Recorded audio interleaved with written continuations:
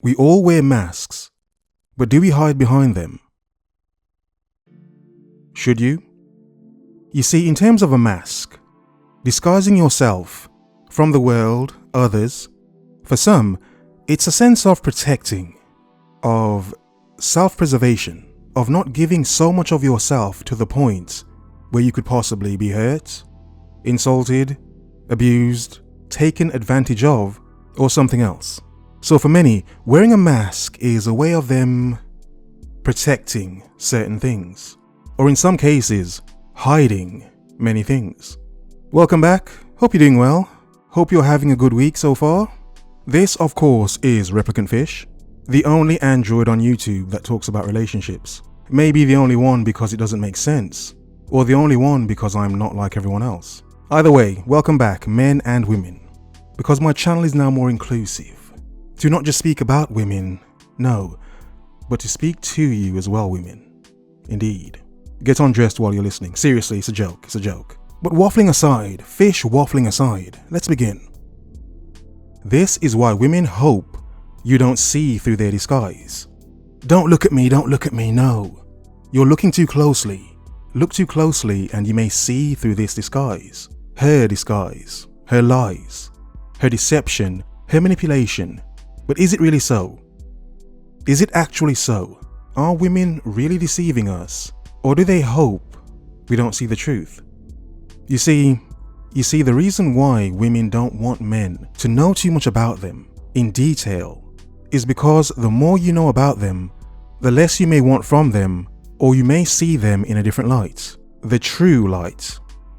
As the saying goes, you can either love women or know them, because in knowing them, you may realize, wow, the reasons I had before for loving women, they don't even exist. It's not even real.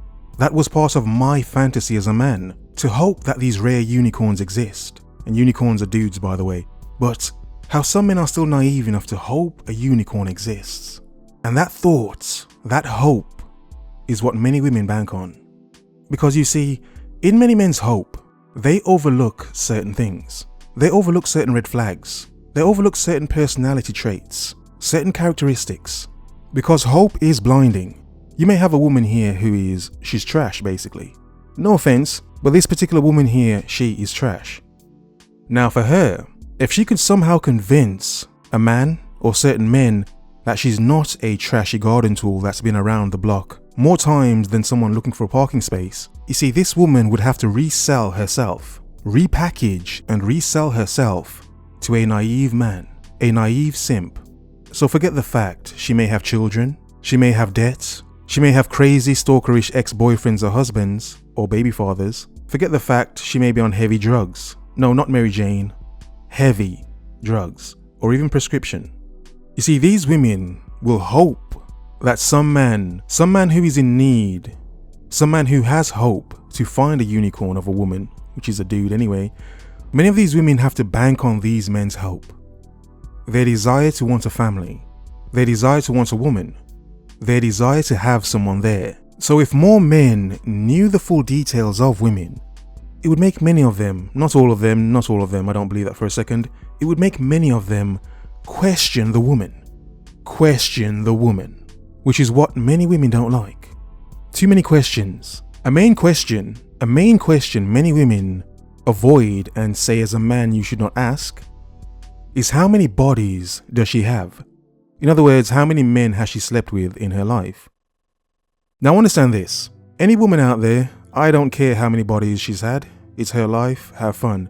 My point is, when a woman who has had tons of bodies expects you to treat her like she's fresh and new and she hasn't been defiled in so many ways, that in itself is insulting. And that is how so many women hope you as a man do not see them in this way.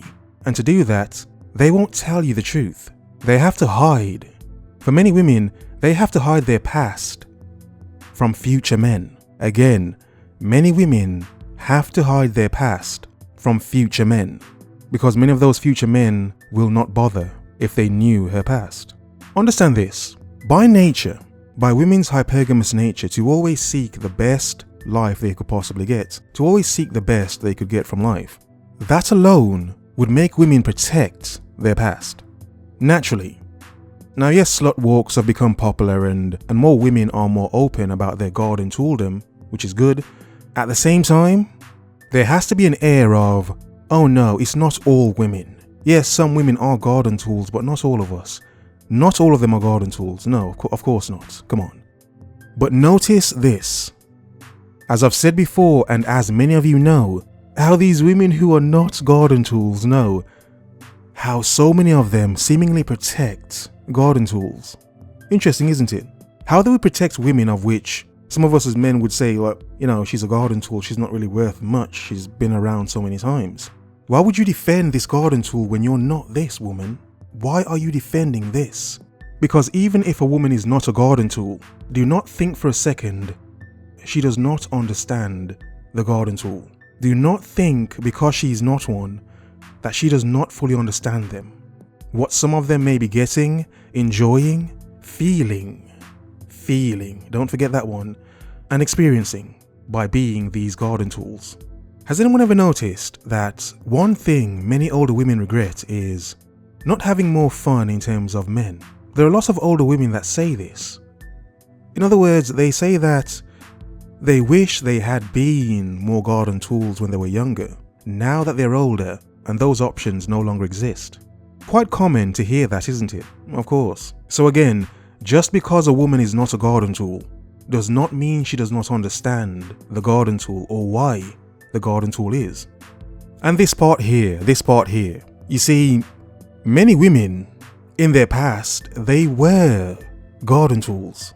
They were very loose, promiscuous, just general normal women nowadays, because that's just the normal thing nowadays anyway. But you see, many women do not want you to see them as the garden tools they once were, and secretly still are. So my point is, with a modern, liberated culture, you can almost guarantee that a large number of women would reach their 30s with many bodies, much baggage, issues, traumas, depressive swings, but they would do their best to make sure the new men they meet does not notice that, the breaks, the cracks, the truth, the woman behind the disguise. You see, when you truly understand she's not yours, it's just your turn, from that you should understand that there has been turns before. Other men may have had turns before. Looking at certain women, you can't tell how many men have had a turn. But the point you should remember as a man is, it's just a turn. So if you go in, understand, you're one of many men, possibly, you know, that have been here. So in some men, overvaluing a woman who has been a garden tool most of her life, understand, a woman would think you're a fool for taking on such a woman, but they would never tell you, because many women hope that in their future they could find a simp just like you. So even though these women will never respect the men they get with later in life, after their garden tooled them, understand, these women hope that these men will always be there. These men are the crutch, the fallback guys, the captains, the white knights, the saviors. Women can't afford to have these saviors know about their nature. Because if they did, there'd be no one there to catch them when they fall. Indeed. In other words, focus, observe, remember.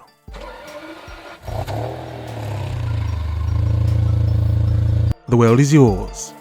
Have a nice day.